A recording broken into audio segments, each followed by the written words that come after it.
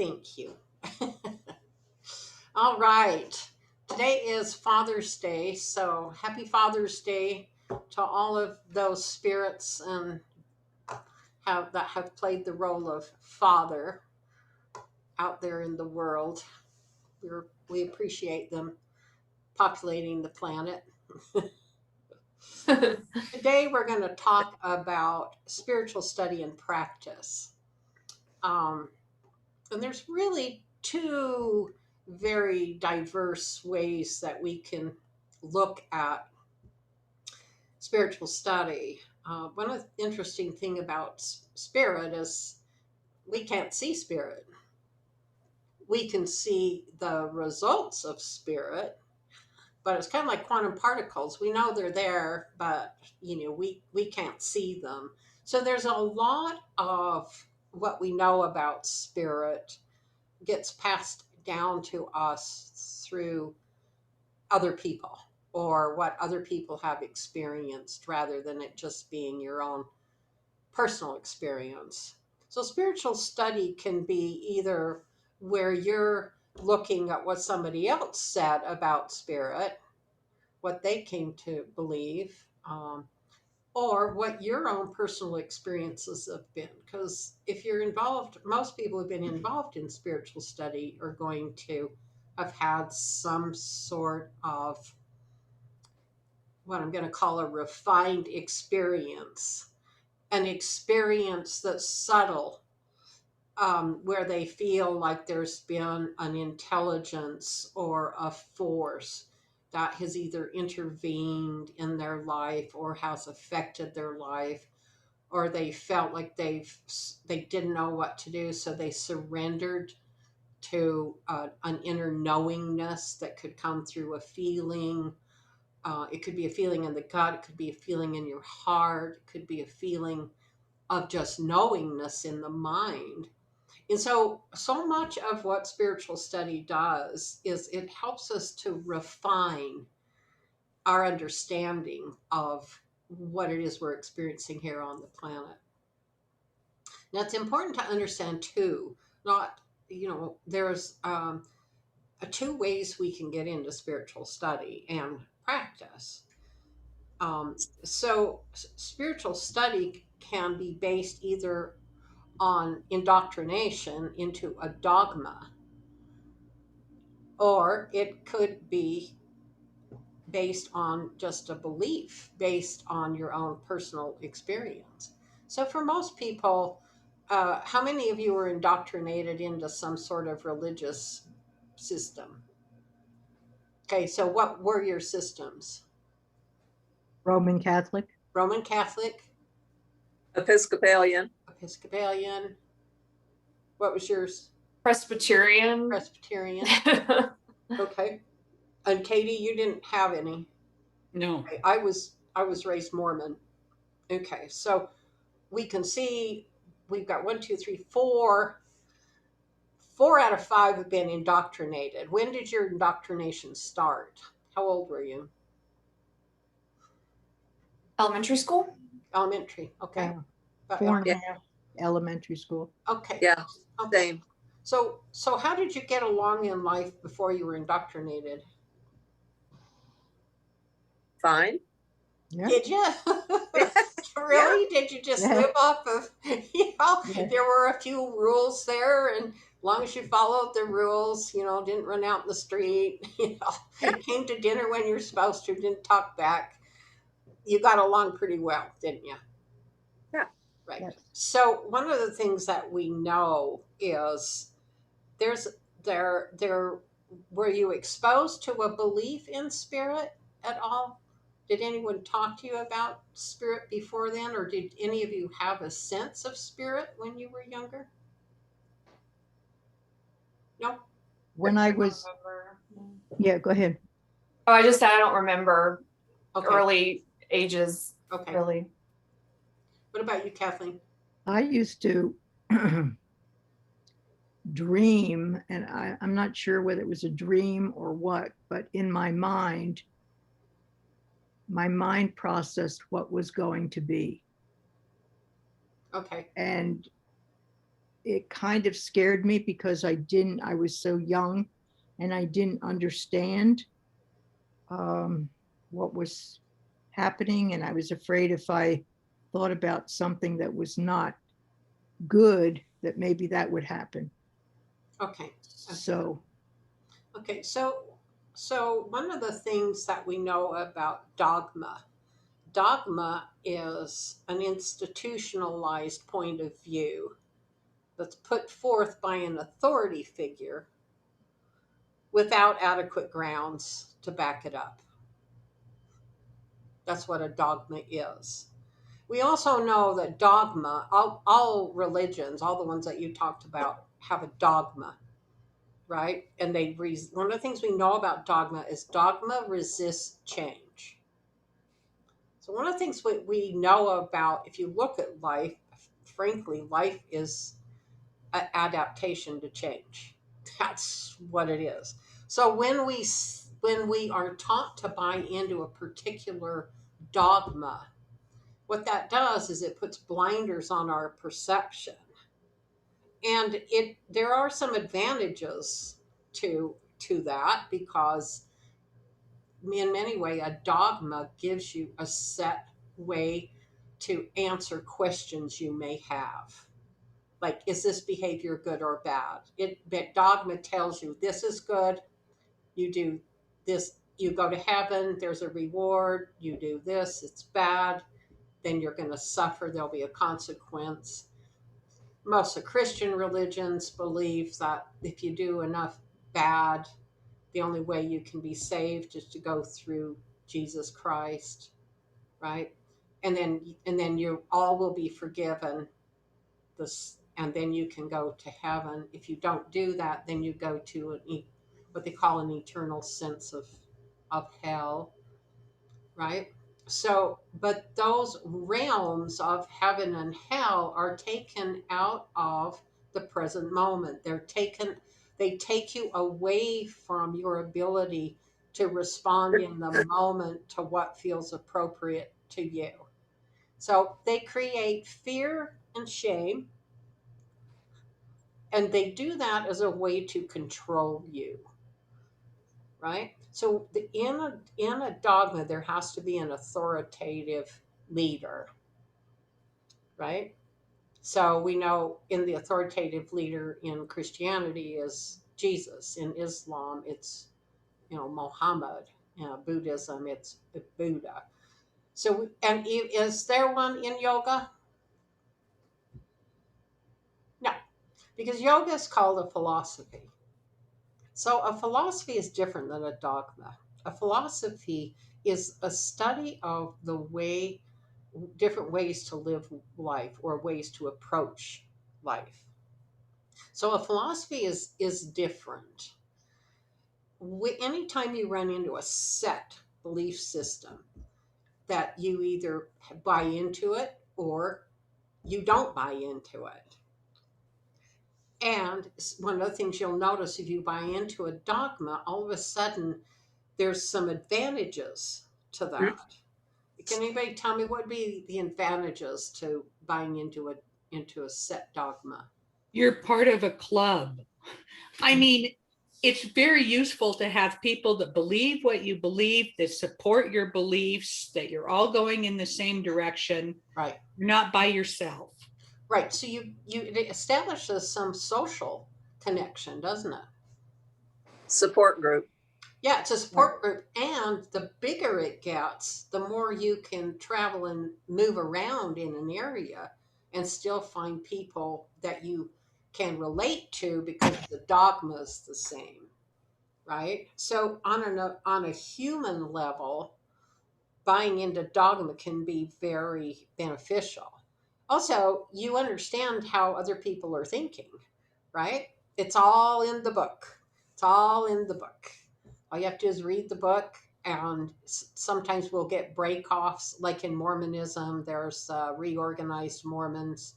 They have a little different text than Mormons. I don't know about the Catholics. They had a major break away from Roman Catholic. That's how we ended up with Episcopalian and Presbyterian, right?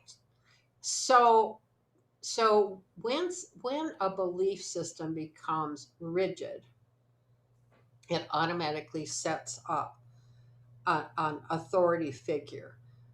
But nobody knows for sure, if you look at the authority figure, who gave who gave that person the authority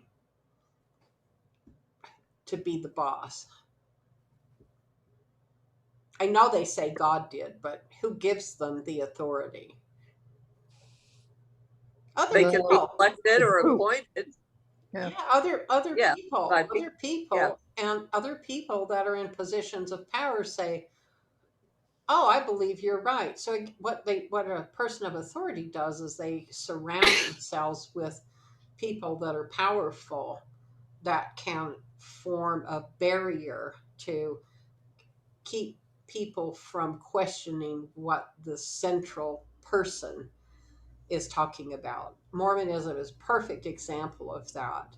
With Joseph Smith, he found supposedly these plates in the ground and he interpreted them, and then he surrounded himself with other men that could hold positions of power and keep the people who didn't believe in it away from them. And that's really how they ended up. And then they moved out to Salt Lake as a way to isolate themselves. So there was less questioning as to what was, to the beliefs that were going on.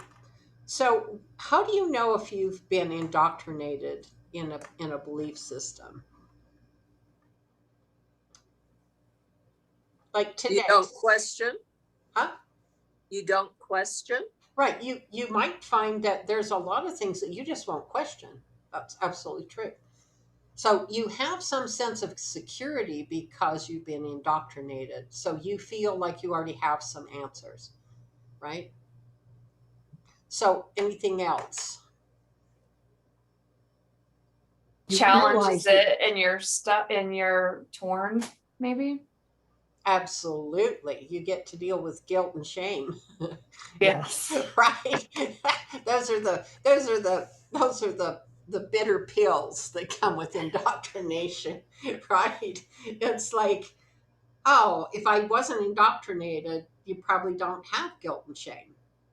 And you'll notice the people who guilt and shame is a tool that causes them to conform have been really indoctrinated. So if you notice in your daily life, you go to do certain behavior or behave a certain way, and you run into a feeling of shame or guilt comes up if you do something, just know that what you've run into is an indoctrinated belief, right?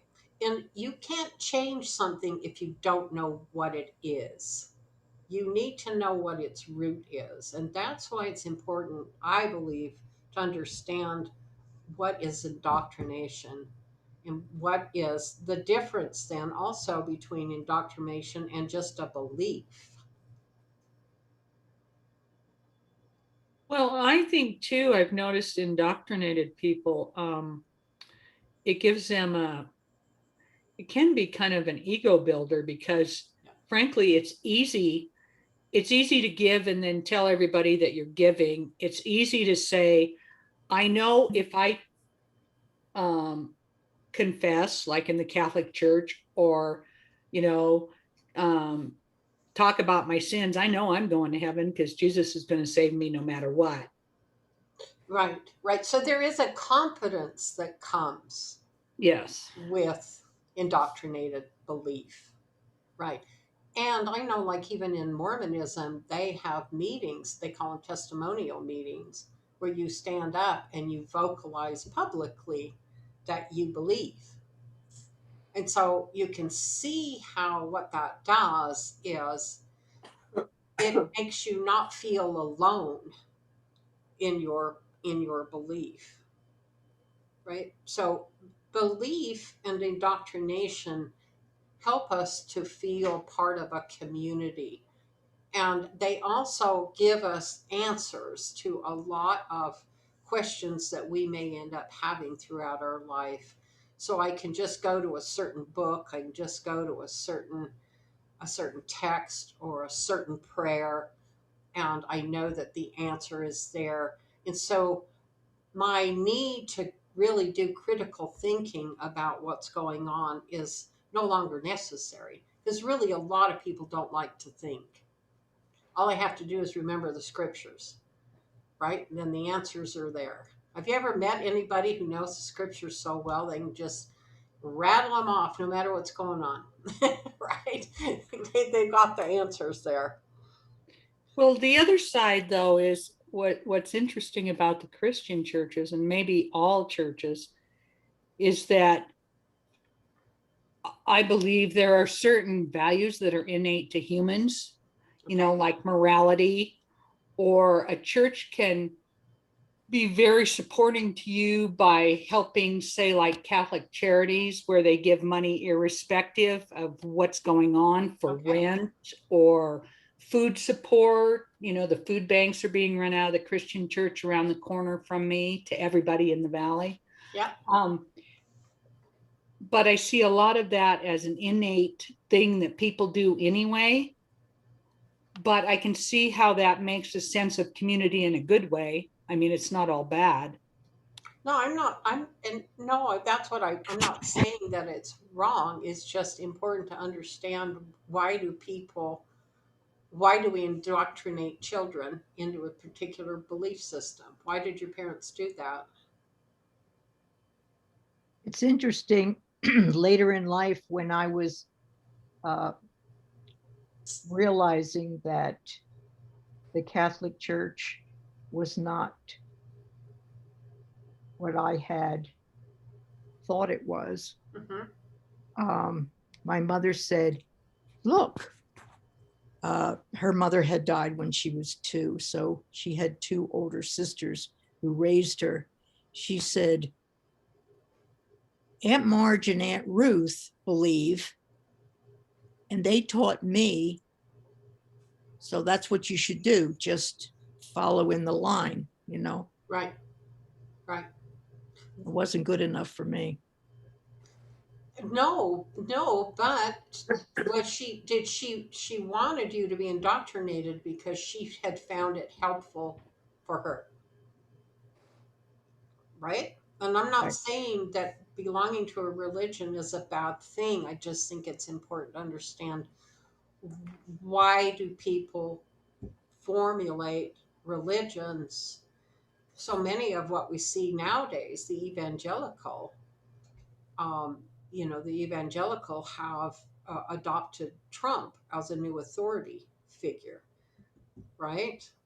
And so a lot of us, we look at Trump's behavior and it's like, well, how are you dismissing so much of his behavior and calling him a Christian, and that you support his behavior? And they're saying, well, he's not perfect, so we just overlook that. So they select the beliefs that he's purporting, like being against abortion, as the grounds for supporting him. And we can see the power of that indoctrination. So you don't have to be Christ-like to be a leader in the evangelical religions, right? Look at all of who was that? The other leader that just got busted. He and his wife for having sex with the pool attendant, and he ran the university, and he Yeah. just had to. He just Falwell. What was it? Falwell. Falwell. Yeah, and I think his father ended up in a little moralistic problem, also, didn't he? Jerry Falwell. Yeah. Yeah. So one of the things that we know, one of the dangers of being set up as an authority figure means you go onto a pedestal. And the potential for you to fall off becomes pretty great, right? I mean, I have to say, even looking into Mormonism, how many wives did Joseph Smith have? I mean, if you look at it, I mean, did you really need that many wives? I mean, what was the motivation behind that? And though he was partly killed for it, because people got angry at him. But why is it if a person's set up as an authority, why does it have to be all or nothing? That's the danger of being the head of an indoctrination. The other thing is indoctrination resists change, even when change becomes obvious that it needs to happen, right? In fact, we see so many of nowadays, especially here in Idaho, there's a real movement towards wanting to roll back voter rights, you know, ability to carry guns, that they're wanting to roll back the morality. Even the legislators are determining what can be taught, how history needs to be taught in even in the universities. So what that does is it's very similar to what the Roman Catholic Church did during the Inquisition. There's a resistance to the evolution of truth and social change. And that's one of the reasons why organized religions as a whole become obsolete. The society outgrows their benefit because they don't stay in sync with the times. It's not possible to keep adjusting to the times unless you have an authority at the top who does make some adaptations. We see the Pope nowadays, he's making some adaptations. Head of the Mormon Church has made some adaptations. Some of the, I think it's Presbyterian and is it Episcopalian have allowed women to become priests and teach. So one of the things though is life as it is needs to have change as one of the basis of the way it functions. So that's where if you don't if you question a dogma or the way that you were brought up, but you're still looking at the spiritual nature of life, what kind of spiritual study did you go into? How did you wander for a while? And how did you know you found into something that maybe you kind of clicked with it? You I just think try different things or read different things. Okay, and so what was your state of mind when you were reading? Questioning. Okay, curious, questioning, right? Yeah. Did you read with criticism, looking for flaws? Did you look for, Not at first, no. okay, just open ended? Yeah, Okay, just to see what they said. okay. And how would you know whether it was something you would want to look further at? Something just sort of clicks And where did this clicking take place? in the mind. Right, in the mind, right? So there had to already be some seed in your consciousness that was resonating with what you read, right? Yeah. And all of a sudden it's like, oh, that feels, and that's what you would probably say, that feels right. I feel comfortable with that. That's feels relaxed to me. Yeah. It doesn't feel, or how and many of you ran in as you were reading, you also probably ran into things that didn't click. How did you know when something wasn't clicking with you? How does your mind let you know? What is that knowingness? It would get agitated and just say, no, that's not right. yeah, there was an inconsistency. An inconsistency. Yeah, Very yeah. good. So if you pondered that inconsistency, if you pondered what was agitating you, what do you think you would find?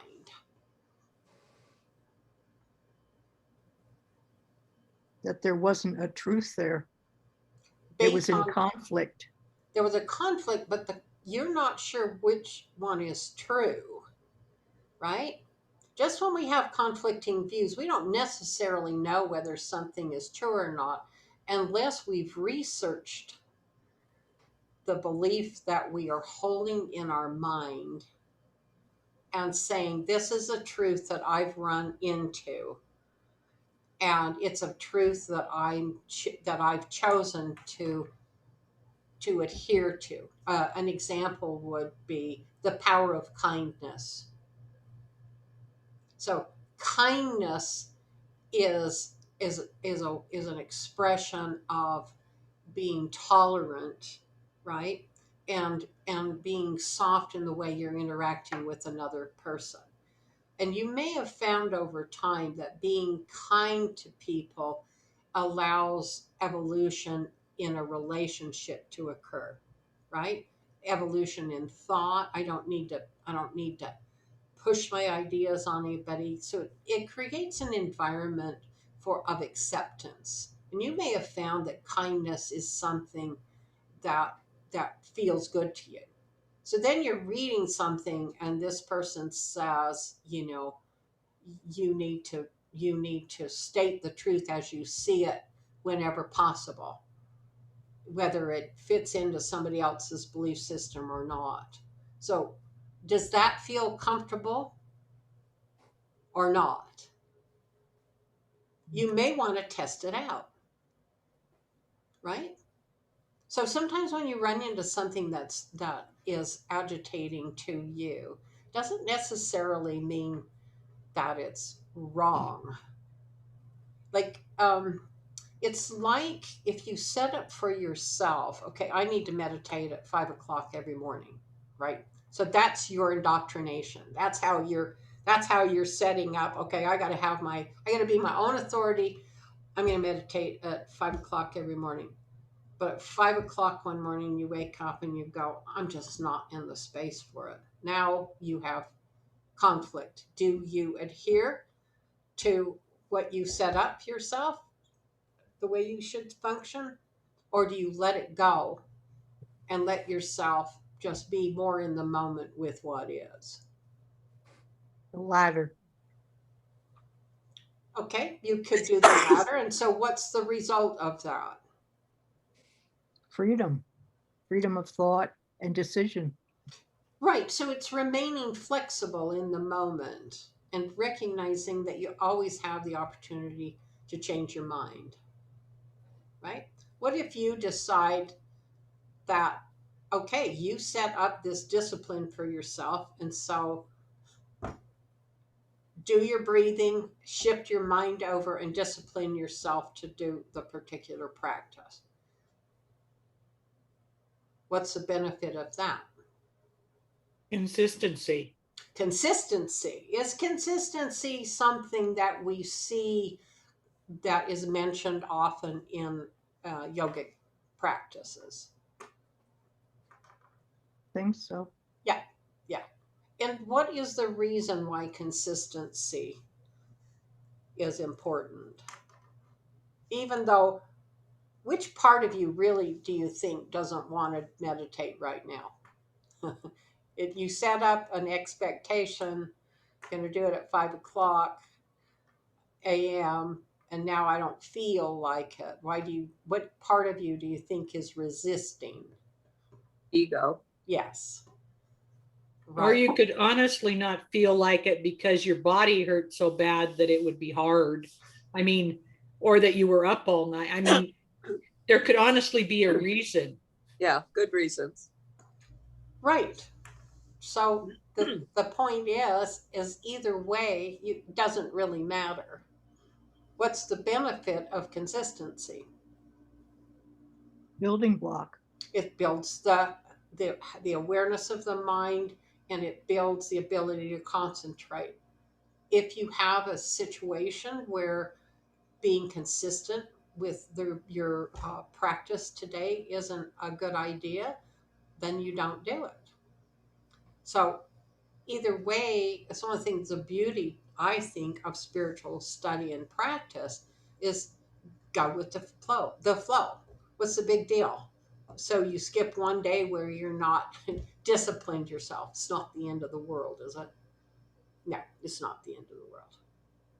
Right? So, and one of the things that we know that the religions, one of the things that makes them the downside is they don't honor the individual's need at the particular point in time, right? Where I think spiritual study takes into account what's going on in your daily life. How you feeling today?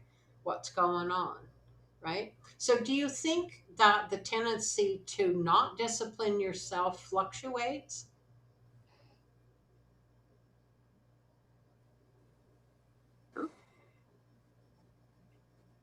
Or does Yeah. it?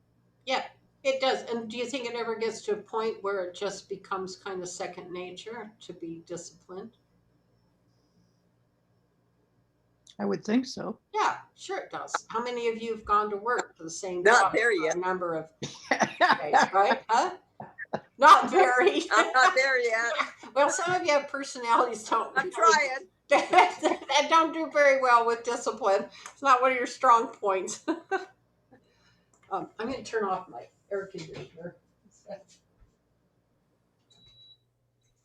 There, I'll make it a little quieter.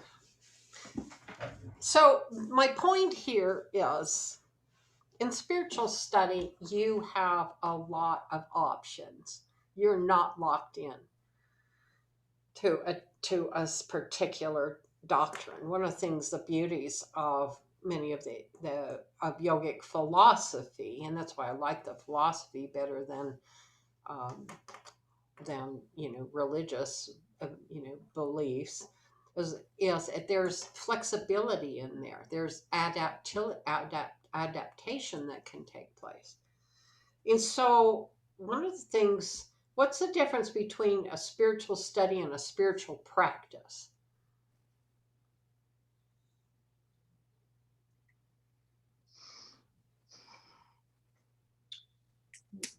One is inquiring and the other is rote sometimes. A spiritual practice has a set way that it unfolds, doesn't it? That's why it's called a practice. So, what would be the purpose of a practice? It builds Right, and it one actually, thing on another. yeah, it builds neural pathways in the brain. Okay, so a lot of what we're doing in the spiritual work, the spiritual study that I teach, is we are turning on dormant centers in your brain. Most people do not have a well-developed right brain. They rely on the left brain. They rely on sequential thinking. They rely on um, what they've been indoctrinated into. When we get over into the right brain is interested in space, the relationship between ideas, the relationship between objects. It's very much based on symbolism rather than words per se, right? So it's more about looking at relationships and patterns, right? And a lot of people, it's like the difference between looking at mathematics as being a series of patterns, or is it working with with numbers?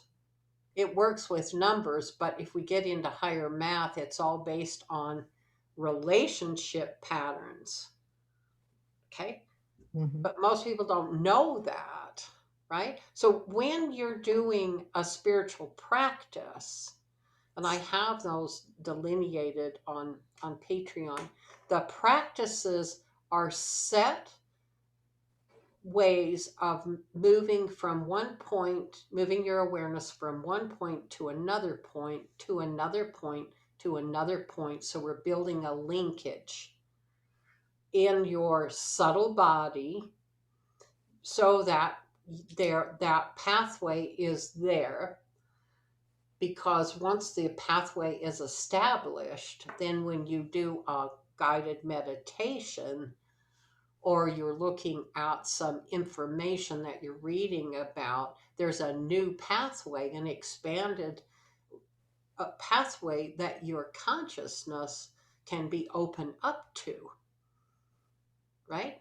So what does the traveling, what is it that goes out and grabs information from the outer world, or grabs information off the words that are on the written page that I bring into myself? What is that which gathers? Your level of consciousness, because you can only see what you can see or experience what you can experience. Right. So what do we call that which goes out and grabs and envelops an idea or an object? And it is responsible. It is what you use all the time, whether you're doing, secular or spiritual study. It's called awareness. Awareness is actually a force that emanates out of the mind from Anya Chakra, goes out through the out not through the bindu, it goes out through Bhumadya, it goes out and it envelops a thought or an object, and it brings that information back in through Bhumadya back to the knower within you, the seer within you. Now, many times when we still have a strong ego in place, that information, the ego pops in and grabs a hold of that information and starts to distort it based on memory or indoctrination, or I want to feel a certain way. So the information that the self, the divine essence within you, the real source of mind within you, what it receives is distorted. So it misinterprets because there's not that the information is being filtered through the ego. So one of the things we notice in spiritual study, especially in yogic philosophy, we spend a lot of time getting that ego disciplined and get it to sit in the back seat of the car. It's not the driver. It's not smart enough to be the driver, right? It doesn't have enough information to know how to really guide you. It can tell you, it can guide you to a certain point, but you'll find a lot of times, if I had to choose between being guided by the seer within myself, which is the representation of the cosmic mind within me, it's my own channel to the cosmic mind through my Anya, I can either hook into that or else I can hook into the ego, which is my conditioned self. So one has very limited feeling, the other one has very highly extended awareness and taps me into consciousness. So what determines how consciously aware you are is how you use your awareness. So your major tool, if you want to expand your mind, how do you expand it? You have to take your awareness into places it hasn't been before, right? So you can think of it, if I was going into a big field and I wanted to get through the field, but it's a field of wheat, the wheat's pretty high, I could take a scythe and I could whack my way through and make a pathway to get to the other side, right? And then I could turn around and come back along that. And the second time through, when I'm coming back, it's going to be a lot easier, right? But once I've established that route, then it's very easy for me to go to that other end of the field, right? It's like riding a bicycle. When you were first learning how to ride, it took a lot of effort. It took a lot of awareness. And then eventually it started to become part of your memory, right? And then you didn't have to think so hard about thinking that I'm going to ride my bike, and then I just run and jump on it, because some part of me has been conditioned and gone into memory and automatic pilot, that my body knows how to ride the bike. Same thing happens in a spiritual practice. let's say in a spiritual practice, I'm working on taking the breath in through Brahmadya, down the psychic passageway to Anya. And then I'm going to hold my awareness there. And I'm going to just hold the awareness there. If I do that 2 or 3 times, each time I do it, that is going to get easier and easier. And pretty soon I've got a set pathway to get to Anya. And so I can breathe and automatically go there. So that has expanded my consciousness, because before I had established that pathway, I had to struggle every time I wanted to sit and get to sit quietly in the center of my own mind, in that spiritual center, right? So do we call that, is that indoctrination, or is that just a practice, like riding a bicycle? It's just a practice. So the guided meditations, if I've never established any practices, so I don't know how to maneuver from my conscious mind to on the physical plane to the subtle plane, which is where I experience the inner voice, my inner sensing. If I haven't done anything to create a pathway, when I do the guided meditation, I'm going to have a certain experience. But if I have done the practices and I have established set understanding of these neural pathways, and I have awakened certain levels of my consciousness that I wasn't aware of, when I go to do the guided meditation, I'm going to have a deeper experience of the meditation, what the meditation is already about. It was already designed. And that's one of the things you'll notice in spiritual practice and study. You need to do both.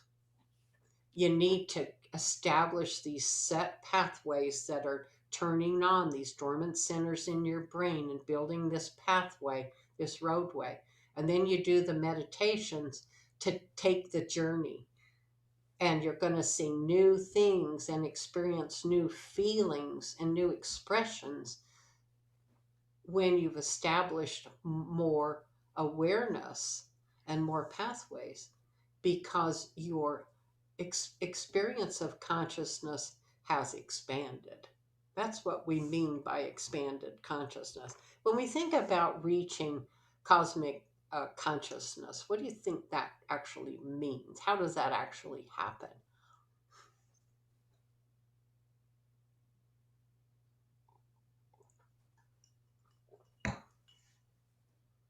Because what is consciousness? Awareness. Awareness is the force.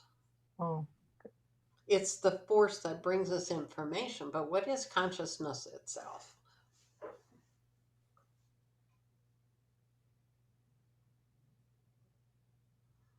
If you can't answer that question, don't feel alone, because people have been trying to answer that question for thousands of years.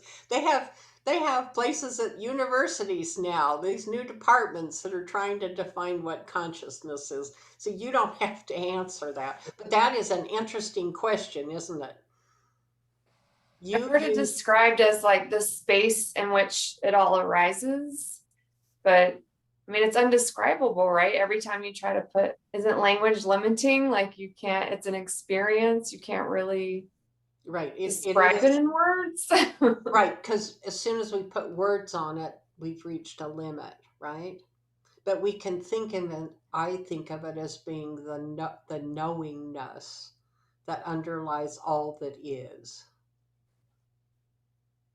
And that includes the nothingness. And that it all arises out of Brahman, out of the nothingness. So we could think of it as, why when I put ice in a glass, why does it get cold? If I put it in water, why does it melt and get cold? There's certain physical properties that are taking place, right? And so everything that exists in the material world in the time and space continuum, every object is subject to this basic knowingness. Like ice knows how to water knows how to turn into ice. It knows how to melt. How does it know how to do that? There's some basic laws in place. So all of those, that knowingness that causes the universe to manifest as it does, is what I think as consciousness. Okay. And there is no limit to it. It just is. And where does it source out of? The nothingness out of which everything comes. It's considered, consciousness from yogic standpoint is considered the nothingness out of which everything comes. Matter and energy, knowingness, and the act and the expression of evolution. And those are the basic qualities that we see manifest in our universe, right? And what do we know about spiritual, the spirit? Does the spirit have to have matter and energy to manifest? No. Does the spirit have to have knowingness in order to manifest? No. Does it have to evolve? No. So what we begin to understand is spirit transcends or is outside the realm of the manifestation of the universe. Therefore, the universe must exist outside of spirit. Is the universe a manifestation of spirit? Is that which created the universe the same as the universe? Or is the creation separate from that which created it? Is the sculptor separate from the piece of sculpture it created? Good way to look at it. Yes. It's separate, right? And so the qualities of spirit are separate from the laws of the universe. Does it limit itself to express itself as life within the universe, within the time and space continuum? Yes, it can, but it also isn't limited by it, is it? No, so we can say everything in the universe has limitations to it. What does spirit? Spirit has no limitations, right? So when I'm doing spiritual study, I'm not setting up limitations on myself or the way that I see things. I'm allowing my awareness to expand and experience things in a way I may never have experienced before, right? And so knowingness, you can have spiritual study, but it's through the knowingness, which is your own experience of spirit, that you come to develop your own understanding of it. And your experience of spirit may have some similarities to what other people are experiencing. And that's what causes a philosophy to formulate. That's different than a dogma because there's no one person that's leading the philosophy. Like yogic philosophy, there's millions, there's thousands of gurus, there's thousands of approaches. There's, how many forms of yoga are there? Just even basically, there's basic 8 limbs of yoga. And so what happens is whatever works best for the way that your mind moves in through study and in experience to come to a place of knowingness is what works for you. So there is no dogma. There are ancient teachings that for a particular point in time made sense for people, and some of those, like meditation, watching the breath, that's something that's been around probably a good 7,000 years, right? Is watching the breath has a calming effect on the physical body. They've also noticed that it has a set pattern to it, And when I watch the breath, I focus on the exhalation, breath out of the body, my mind goes into this kind of real stillness, and then it goes bleep, it opens up, right? So these become the practices that you go, oh, that feels really good. I like to have my mind expanded. So what I'm going to do is do the breath practice. Next thing I know, I'm going to have the experience, right? And what if that point in time I said, oh, I've been reading something, and so I'm going to contemplate that thought that I had that I was reading or I was thinking about. So I draw my awareness to that thought, and I allow myself to ingest that thought, to go into letting myself experience that thought. What does it feel like? Instead of going into fear of the unknown, I find myself relaxing and surrendering to this expansion of my awareness, right? Like, how do you go to sleep at night? Do you know you have to give yourself permission to let go so you can go to sleep? You have to give your mind, your conscious mind, permission to turn off. And so when you go to sleep at night, what part of your mind, conscious mind, turns off? It goes quiet. Those parts of the mind, of the brain, go quiet. Other parts of the brain become active, right? Subconscious. And so but it doesn't stay subconscious all the time. Sometimes it just completely goes quiet, right? It just goes like when you put your computer on sleep, your brain basically goes quiet. And it's been programmed to do that because it's during that process of disassociation, of letting go, that the body and the mind resync one another with one another, right? If we didn't do that, our life would be one continuous experience that's always linked to every other experience we've ever had. And that is not the way we relate to life, because we would probably all go mad if that was true. Remember when we were studying time, the Zoom lecture that we did on time, the nature of time, that it's a time capsule. It's like the hourglass. There's the past, and the past are all the thoughts that you think about right now that are related to now. And when you think into the future, it's everything that you surmise could be. But the only place you really exist is in right at that little moment.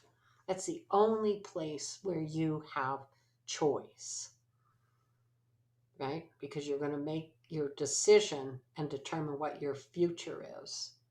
What if I have a fear and I let go of a fear that I had from the past? What happens to my future? It's bigger. Sure, it changes.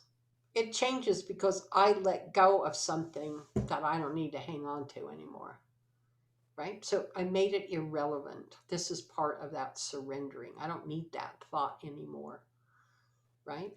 So when I let go of fear, fear is a very limiting aspect. And very much what you're going to find is that when you run into someone who's been indoctrinated, they have a tremendous amount of fear. And the fear is often planted within them by the authority figure as a way to control, right?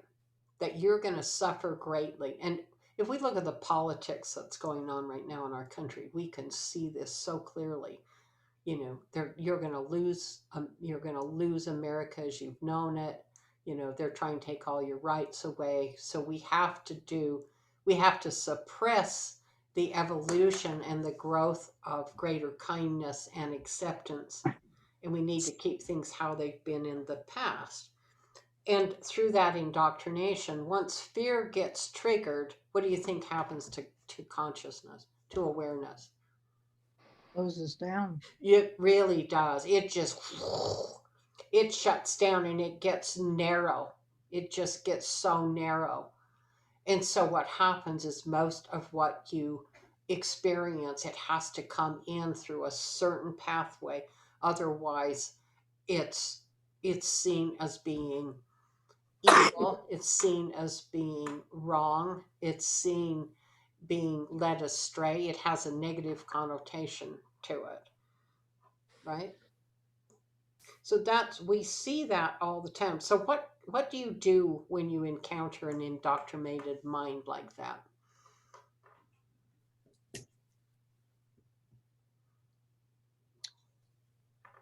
What are your choices? You can just go along and get out of the situation. I mean, that's a choice. Yep, that's a choice. Yep. And you could do that on purpose, right? Because you just don't want to waste the time. Yes, right. Yeah. Because there's no sense in spending any time talking. Yeah, debating is a lost on those type people at that And why particular is time. that? That's a good point, Kathleen. Why is that true? Because you're presenting new thoughts and ideas that are not part of their indoctrination. That's right. Now, if they're authoritarian, if the authority of their belief system said, go ahead and look at that, then they would do it, right? Mhm. But it has to come through the one authority, right? Or the council of the 12, or the prophet, or the leader, right? So these, one of the reasons why you can see, what do you think happens to indoctrinated belief systems eventually?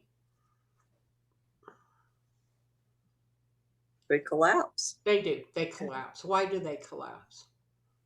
Because they're not in reality, in the outer world reality. Oh, That's right. That's right. And eventually there becomes so distorted that there isn't even there if you can't get the parents not to believe it, the kids that get indoctrinated are like, okay, wait a minute, I'm not buying into that. So the kids leave the indoctrination. So eventually indoctrination fades out, even though, it's the only way you can get it to stick around is to enforce it, right? So then you could enforce it, through war. You can, and that's a lot of what the war is about, is to indoctrinate people. That doesn't mean that the what the person the it's like, just because Israel believes that they have the right to the Palestinian land, doesn't mean, the fact is the land was Palestinian before it was Israeli. Just because a bunch of people back in the 40s said, we're going to give you this land, the Palestinians are still saying, I'm sorry, but we just don't go along with it, right? So eventually, what has to happen in the Middle East? A resolution. Right, but there has to be the resolution. How does the resolution come about? compromise. Right, but there has to be the belief, the indoctrination of the Israeli people, that just because some people back in the 40s gave them the right to that land, that the people who owned that land, whose land was taken from them, have no right to that land. Because that, I mean, how can you imagine someone coming into your neighborhood saying, we're going to give your land to some other people, so you just need to put up with it? Well, no, we don't have to put up with it, right? So the thing is eventually the reasoning behind that indoctrination that the basically Europe and America bought into, that Israel needs to have that land where they are, has to be, that the truth of that indoctrination, which they've been forcing for a long, long time, has to be looked at, and there has to be some resolution about it, right? So in the long run, it's got to be there has to be a two state. Both have to be, that's resolution, isn't it? It can't be one win, one loses. So what happens when the power of belief gives way to a new thought? Have you ever had an aha moment? What do you think actually happened? What does it feel like? They're rare, aren't they?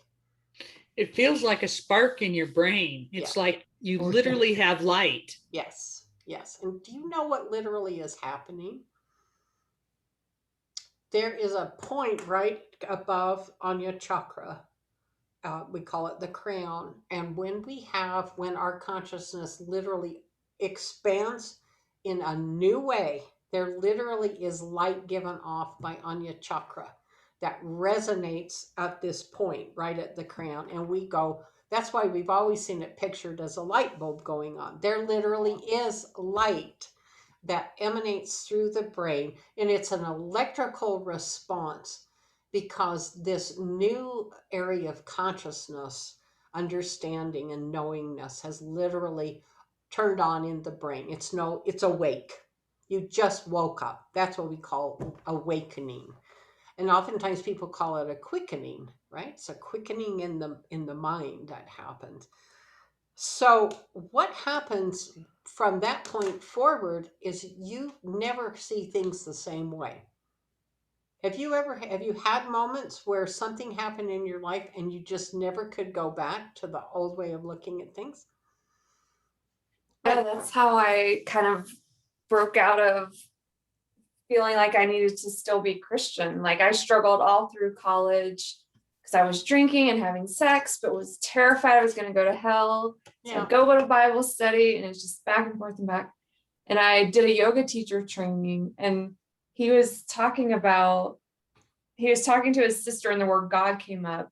And she said, well, which God are you talking about? He's like, well, there's only one, right? And she's like, yeah, I know. She was Catholic.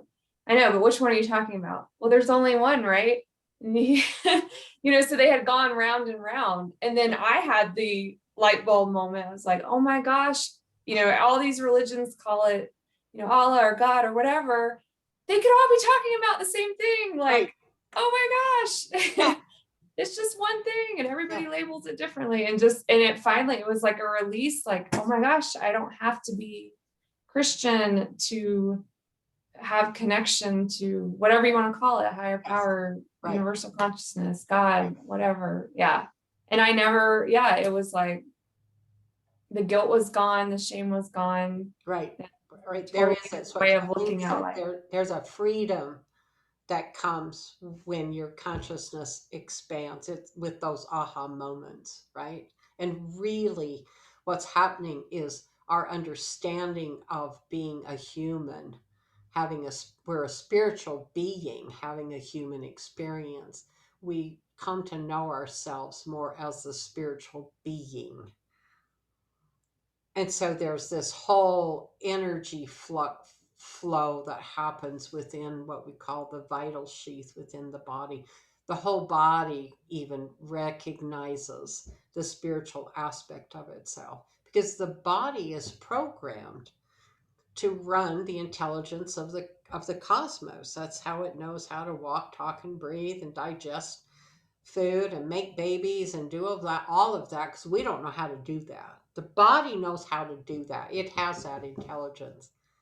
But when we have those aha moments through the nadi system, the 160,000 energy channels that are permeating our physical body and the space around us, it's like saying, yeah, you're right, hallelujah.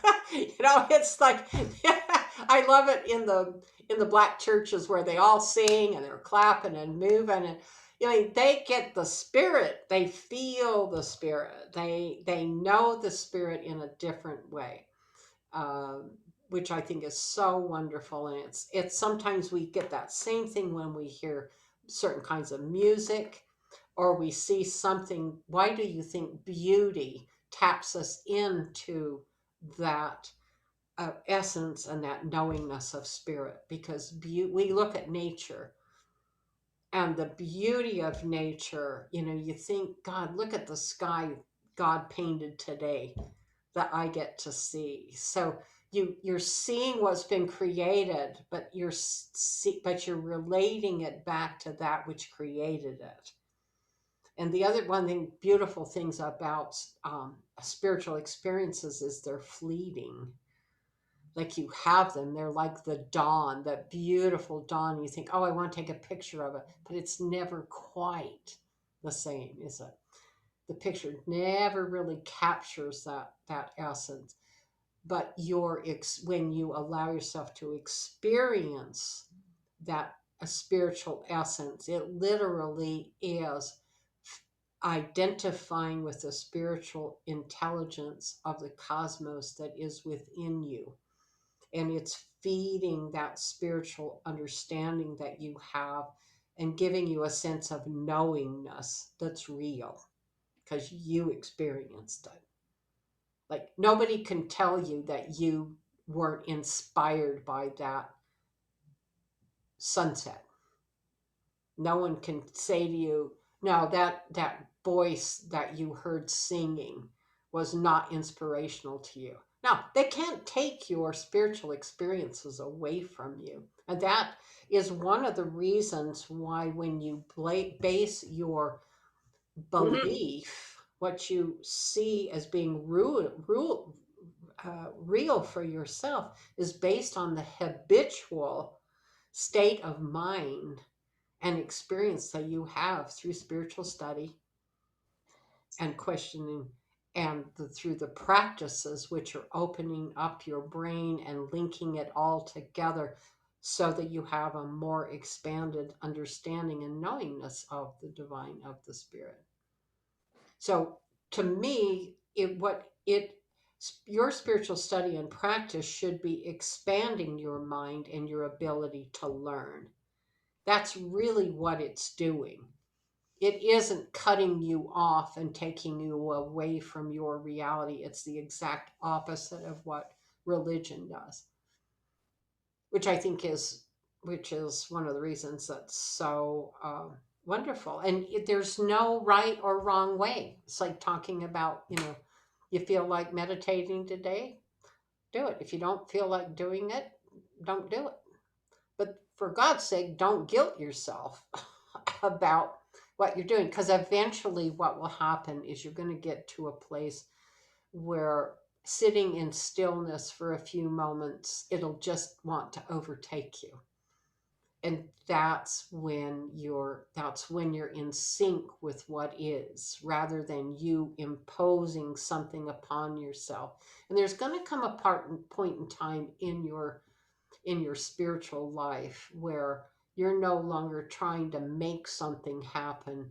You're creating a space for something to happen. And that's different. It's like, I'm going to sit down and allow myself to have an experience. And so how do I do that? Well, I have to get the body really quiet, right? And I have to let my awareness be turned on.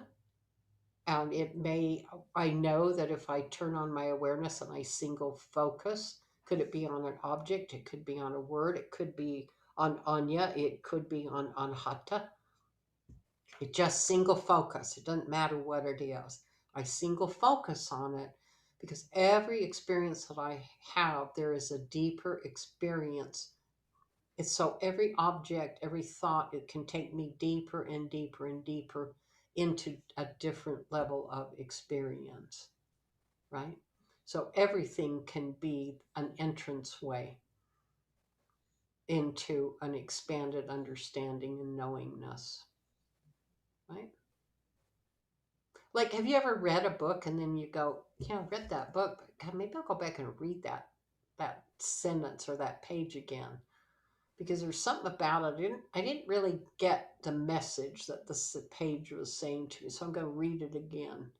It's one of the things that I have often done. I'll pick a subject. Like the last few years, I've been studying Sufism, so I've got 5 or 6 books, and I probably, I read them, and then I go to the next book and I read that, and then I go to the next book and I read that, and then I go back and read the first book again.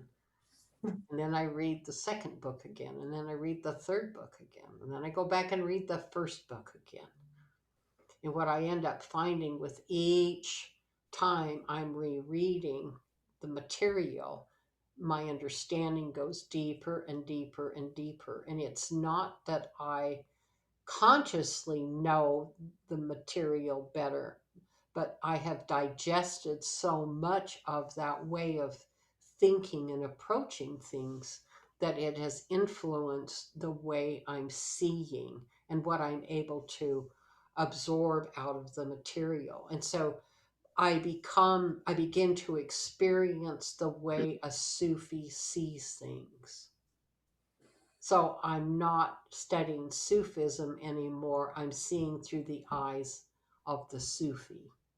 I'm thinking through the mind of the Sufi. Do you see what I'm saying? And so it takes a long time in order for that to get to that level where where you feel it's like where you feel like I can stand in I can stand in the Christian way of seeing things because I did it for a long time. I know it. But I'll move to the yogic way of seeing things. I can also move to the Taoist way of seeing things. And I can stand in the mind of the Sufi and see how they're looking out at the world. And each one of them gives me a deeper richness of knowingness that I didn't have before. And it doesn't mean that any are better or worse. They're different.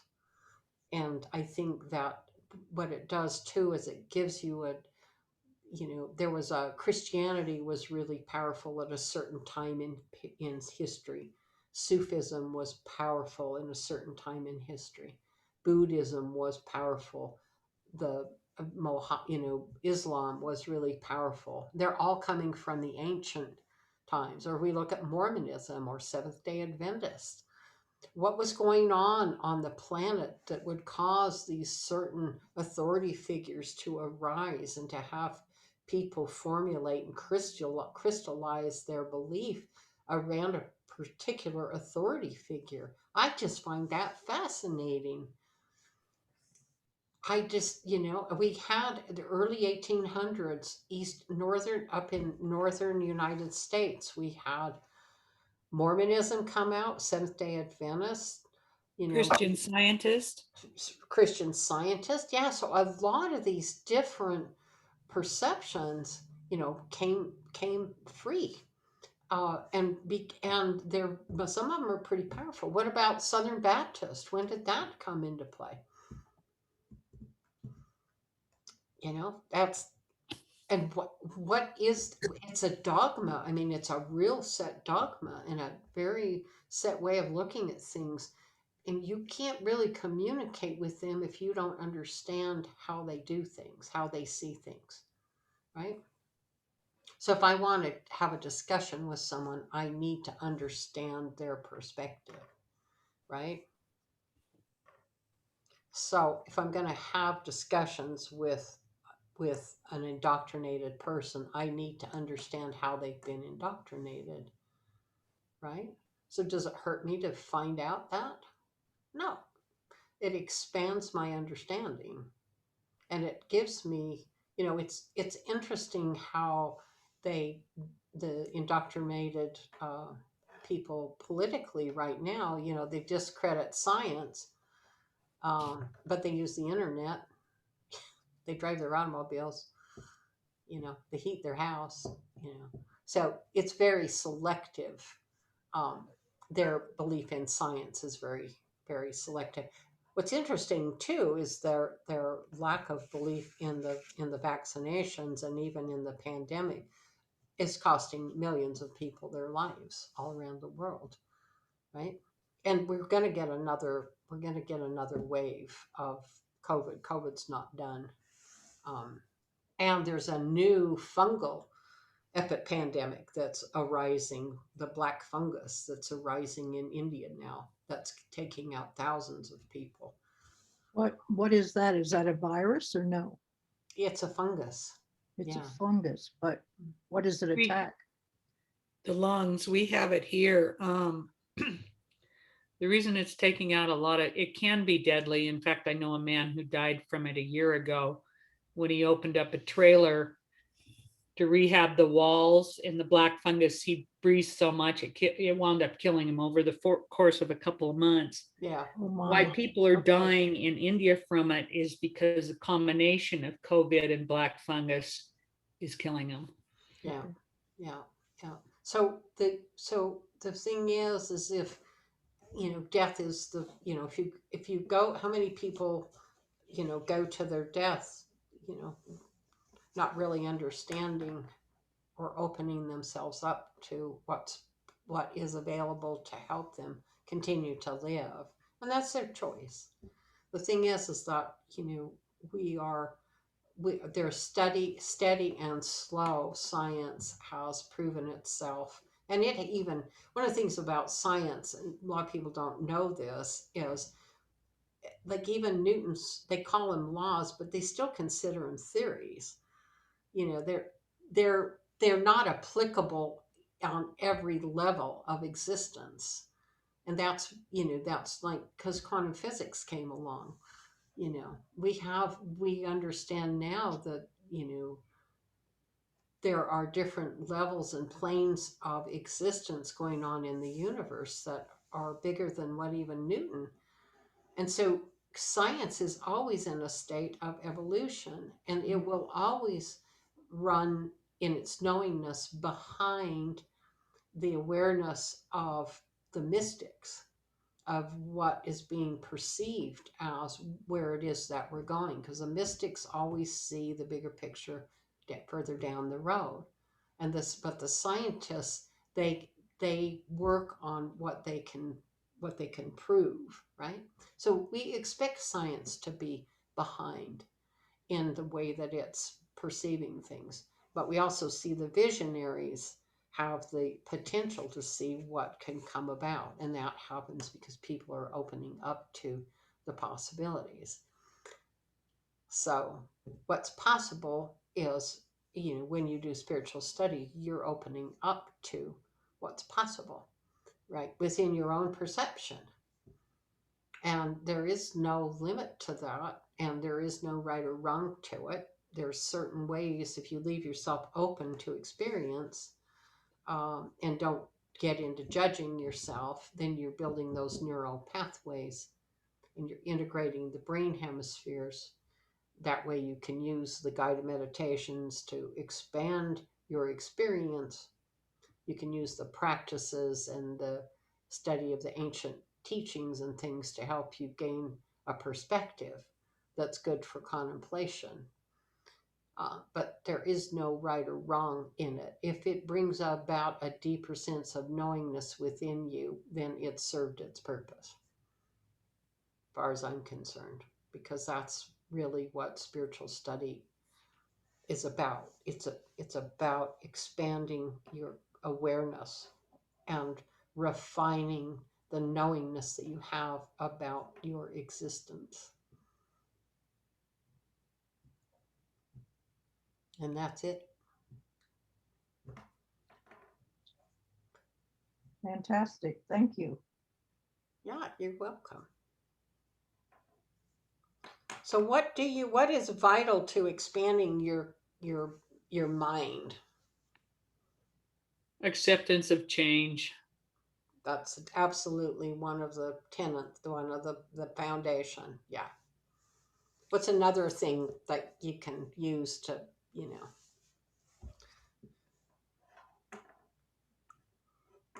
Practice. What's something you don't do? Let's put it that way. Can you tell me something that you don't do if you're wanting to Attachment. expand your mind? Attachment to an idea. Very good. Do not attach to one single idea thinking it is it. Do not do that. And you know what's interesting is you might think that you can, that this would be another thing. Don't ever think you know everything. Because that immediately shuts you down. It's like the more I study, the more I know I don't know. It's like, wow. You walk into a library and you realize what you don't know. Right, right. And what if another thing that I have found that is that a lot of people do is they study a lot of different, um, they study a lot of different things at one time, but they don't become a master of any of them. And so I think there is an advantage to really going deeply into understanding something in depth and then going to something else in depth. One of the things that I've noticed over the years, the people that will that stay, like if you find something that resonates with you, stick with it until you feel like it's part of your knowingness, and then expand into something else. But to jump from, I see people do this all the time. Is well, I get people that say, well, I'm a Reiki master. And I say, okay, so you're a Reiki master, right? So you did what, 3 workshops? And so now what do you know how to do? I know how to heal people. Then why don't you heal yourself? If you are a master, isn't a master mean that you have encompassed and come to a state of knowingness with everything? And I think we need to be careful. I think whoever created Reiki or experienced Reiki had a knowingness about cosmic life force. But you cannot transfer knowingness. I can give you opportunity to know what I know, but you have to show up. And you have to be willing to listen to it again and again and again until one day you go, aha, that's what she was talking about. And I have to be willing to keep showing up and saying it again and again and again. Because the truth, when you get down to it, there's a simplicity to it, but I'm not sure what the day and the time and the place is going to be for you to get it, when it's going to click. So my job as the teacher is to just keep showing up. So, and I will keep showing up as long as I'm on the planet and capable. So vital is to be interested, be curious. Don't judge. Be curious of when you run into someone who thinks differently than you. Be curious about, what is this? Why? How is it that they think? Is it a belief? Is it indoctrination? Is it a dogma? What is it? Because as soon as you can put, like when you know someone has a belief, but it may not be a dogma, then you know that it's based on some of their own personal experience, but there's no one authority figure that is imposing their will, and they're probably less apt to be influenced by guilt and shame.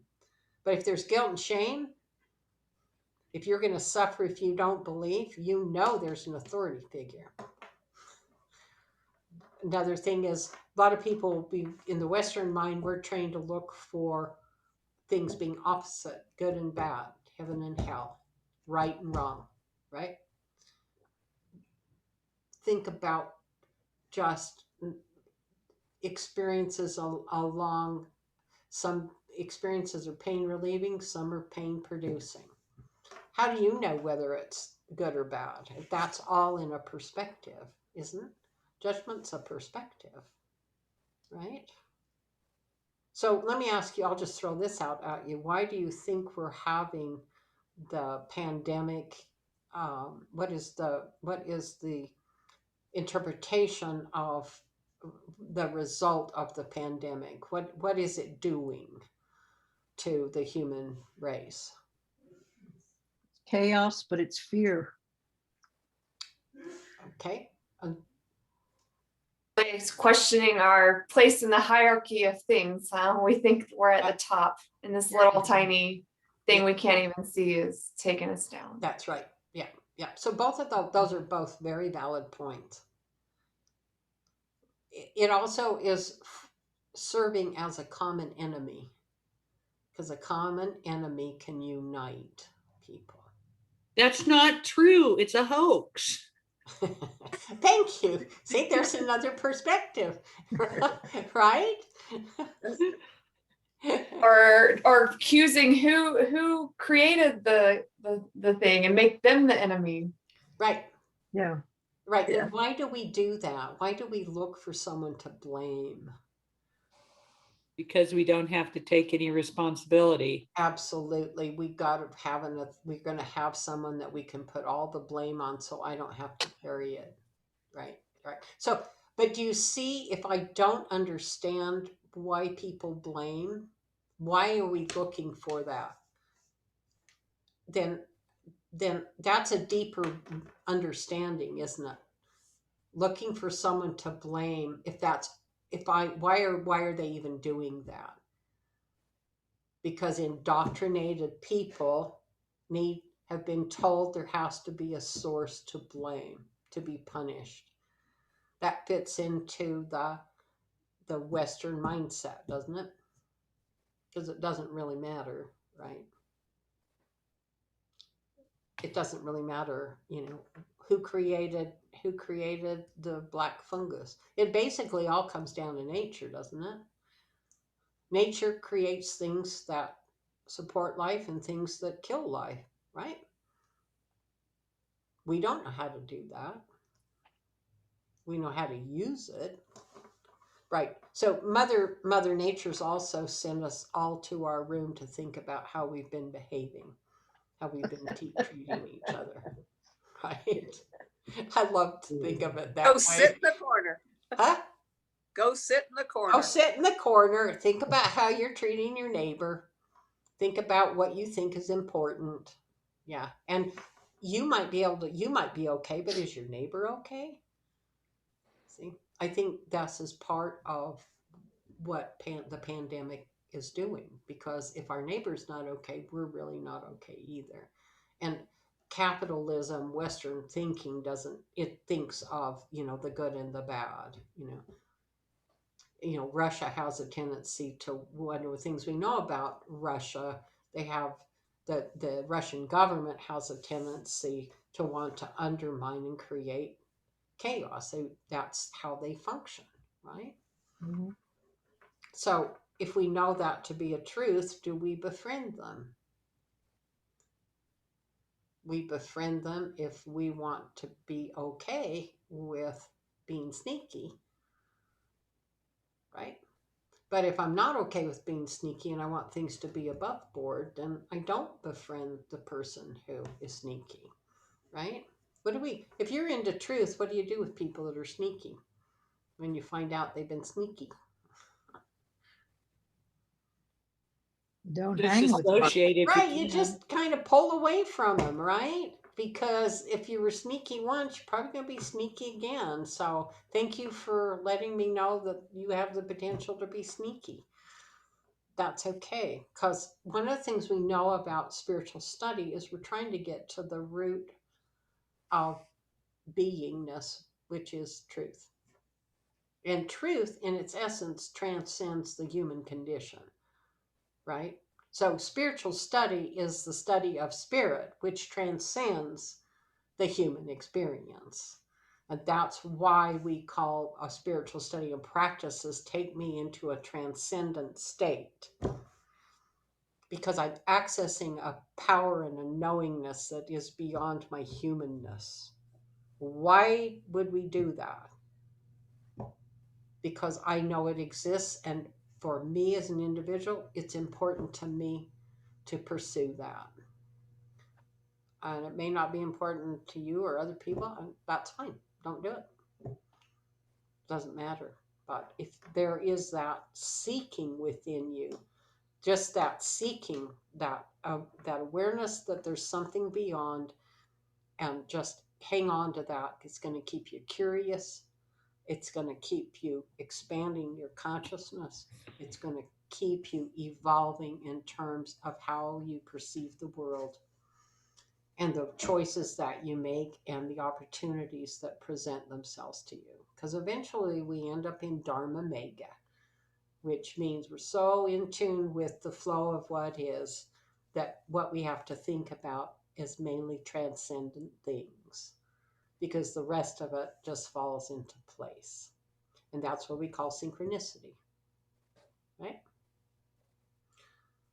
So, all righty, ladies. That was, hope you enjoyed it today. Very much. Absolutely. Yeah. Good, good. Well, hopefully it'll give you some new ways to go back and like kind of look at Patreon. We've got the guided meditations. They're to take you into experiencing new ways of into spaces you may never have been before. But it's the practices, the mind practices, those are geared from the Rajyoga Sutras. Those are the things that, though they're short, most of them are under, they're 10, 12, 15 minutes, but they're training you to go set patterns of awareness so that you're linking up your physical body, your mind, with that which is, and your awareness, and you're learning how to maneuver in through this your state of beingness in a way that's training you and linking up the brain hemispheres and the dormant centers of the brain so that your experiences become deeper. All righty. Yes. Megan, if we don't see you again, safe travels and good luck in your new venture. Well, you'll be back. Yeah, I'll be back. I'll just, Oh, yeah, good. Okay. Yeah. I'll be in a different place and on the Okay. planet, but I'll be here. Oh, good. That's Good. one of the beauties of being alive right now and believing in science. Is that we know that we can connect, right? There you go. We're really There you go. lucky to have this. And I think in some ways COVID has helped us to get over that need to have, we can exchange ideas and expand our mind without being within the presence of one another. And I think that is good to know that, I think because a lot of us, I think that's going to help to tear down dogma myself. Because we can do it from all over. Yeah, we can connect from all over the world. And what's interesting to notice, we think time is being the same for all of us. Megan's going to be in a different time zone next time we talk with Oh, her. that's right. Yeah. Right. So, that's one of the beauties of the internet. So in a lot of ways, we're really lucky to live right now. I think I appreciate the internet. I appreciate the experience. All right, lovely ladies, I will see you next month, and I'll come up with some other fun new topic for us to. Another mind blower. Well, this is just stuff I contemplate as I have fun as I sit here in my little world coming up with these ideas. All right. Love to all of you. Namaste. Bye. Thank you. Bye-bye. Namaste. Yeah. Bye. Bye-bye. Bye.